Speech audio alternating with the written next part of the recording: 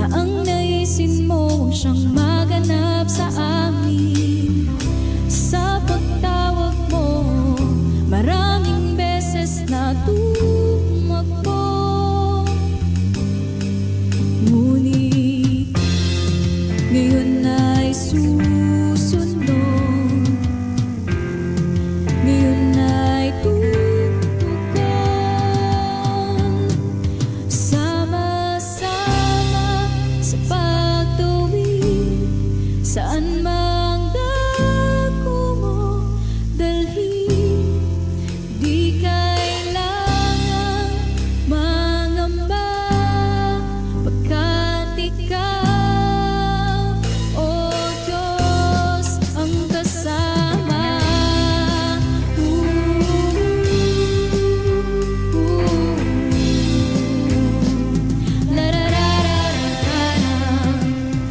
Sa iyong mandato na humayo, salita mo ang sandatang baon ko. Di mapapano, dahil siguradong ikaw ang kaligtasan ko. Ngayon ay susunod, ngayon ay tutukan. Sama-sama sa pagtawid, saan mang dako mo dalhin. Di kailangang mangamba, pagkat ikaw, o Diyos, ang kasama.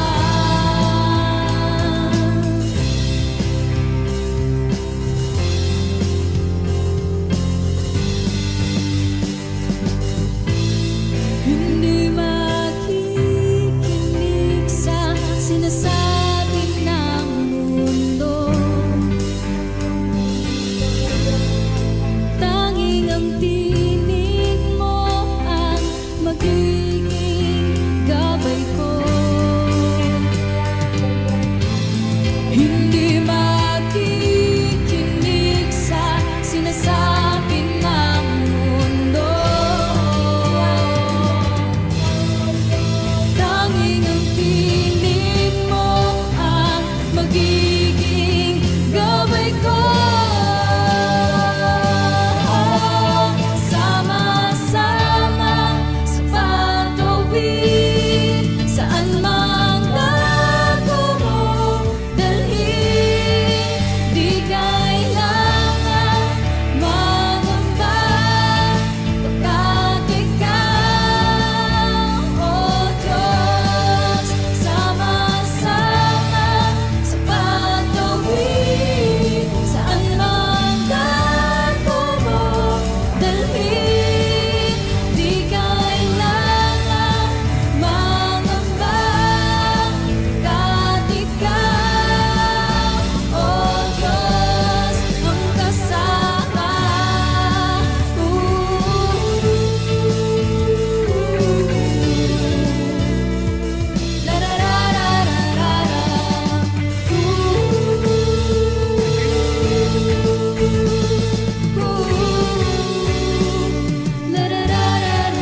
Sama-sama sa pagtawid, saan mang dako mo dalhin.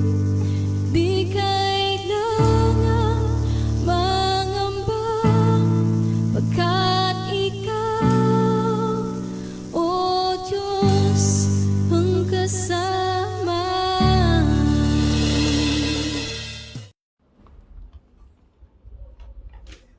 Magandang Sabado po sa ating lahat.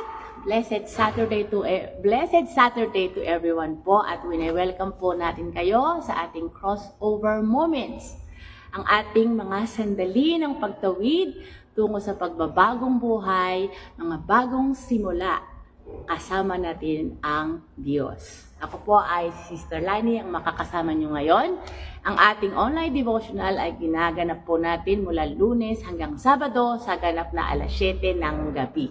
Hatid po ng ating Crossover Christian Family Church.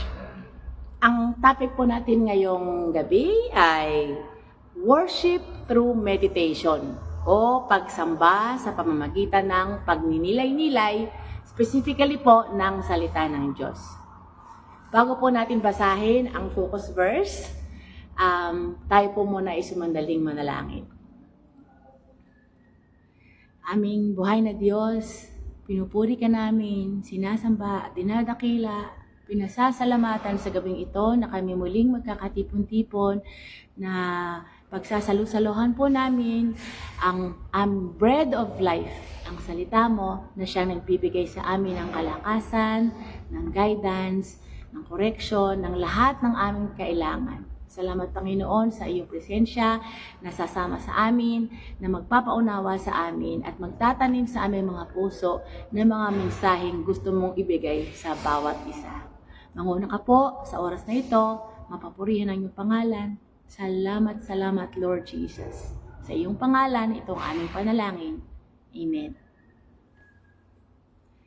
Basahin po natin ang ating focus verse sa Psalm chapter 1 verse 2. But his delight is in the law of the Lord, and on his law he meditates day and night. Sa Tagalog po, sa halip, kasiyahan niyang sumunod sa kautusan ni Yahweh. Binubulay-bulay niya ito sa araw at gabi. Bakit po? Paano naging pagsamba ang pagbubulay-bulay ng salita ng Diyos? Why is it worship? Yung pagme-meditate natin ng salita ng Diyos. Magbanggit po tayo ng ilang mga kadahilanan. Una, ang oras ng pagninilay-nilay o pagbubulay ay oras ng pagkain ng salita ng Diyos.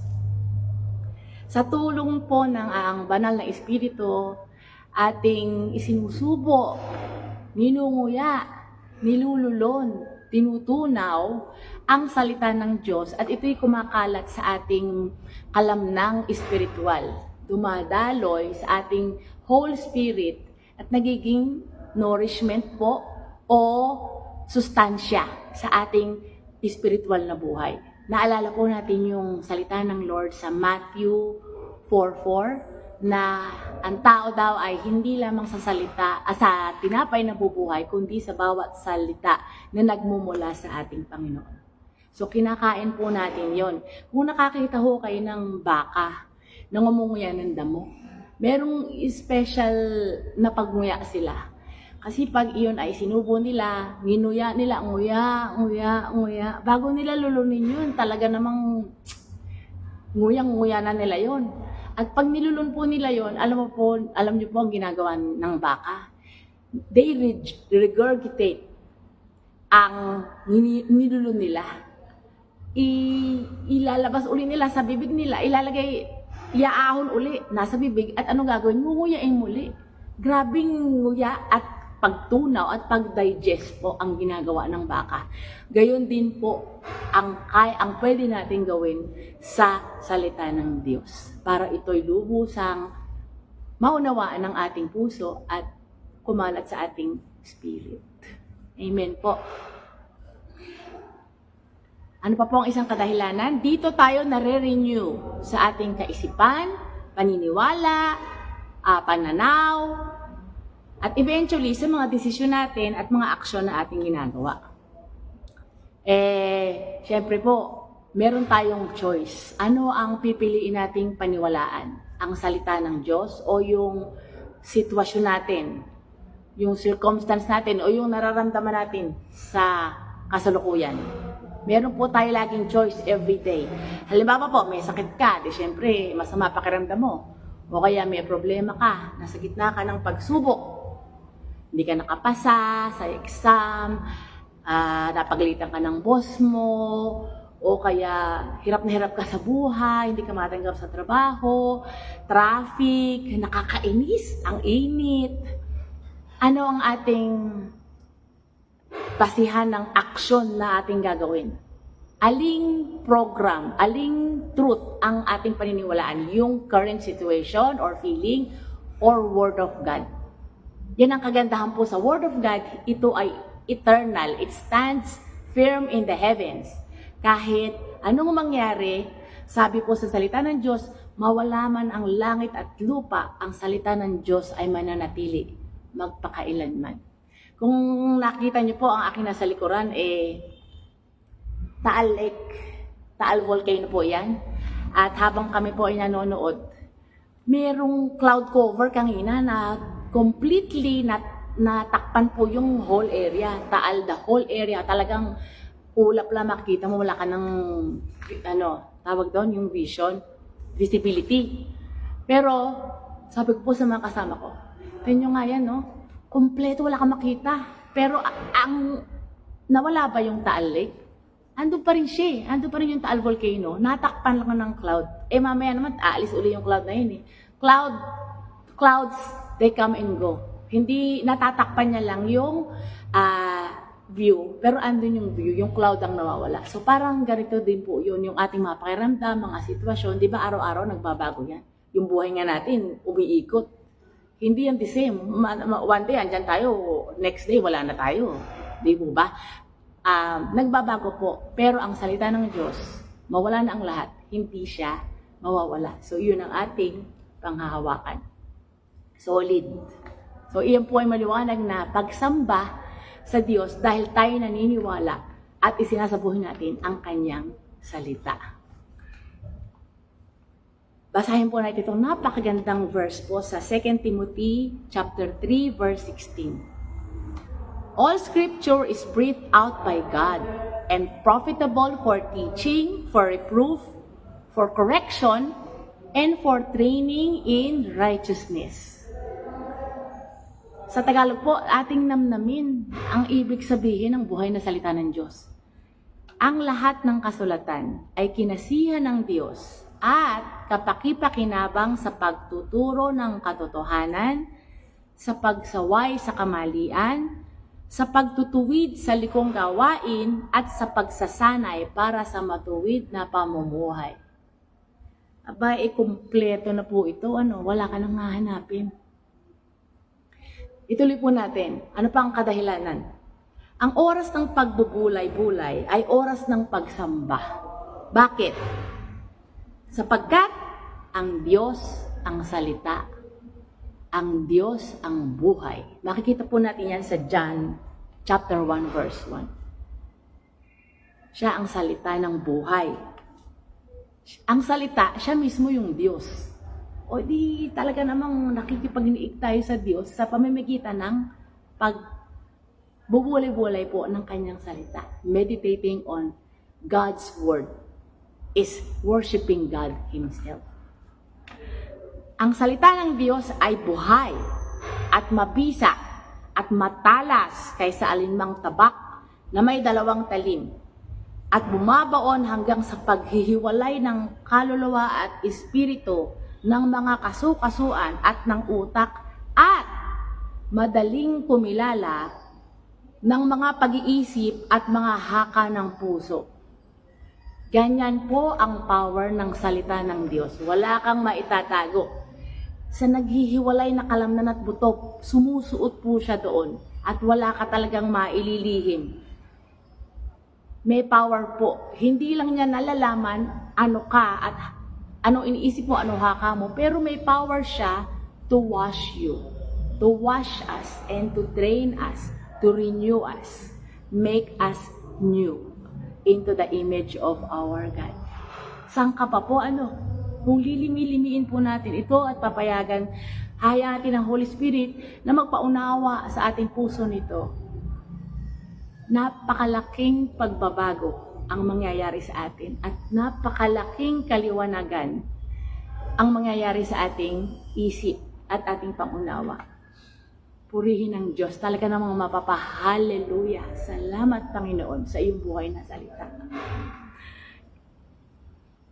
Para ka po talagang inooperahan sa kaloob-looban mo, nililinis, hinuhugasan, tapos andyan yung transfusion ng life-giving blood ng Panginoon kapag tayo ay nagbubulay-bulay ng kanyang salita. Napakarami po natin, maikli po ang ating tinatalakay ngayon pero napakalalim at napakayaman. Loobin po nawa ng Panginoon na sa ating personal na pagbubulay-bulay at pag-spend ng time with our living Lord in His Word sa pakikisama ng Holy Spirit na magbibigay ng kaunawaan. Nawa po ay mapuspos kayo, ako, ng kaniyang pagpapala, ng kaniyang presensya. God bless po sa inyong personal na communing with the Lord, meditating on His Word. Ang Diyos ay buhay, nangungusap, nagbabago, at mai-inlove po tayo, magiging totoo lalo sa puso natin at sa buhay natin kung sino ang ating eternal God. God bless po sa muling pagkikita sa susunod na crossover moments. To God be the glory. Bye-bye!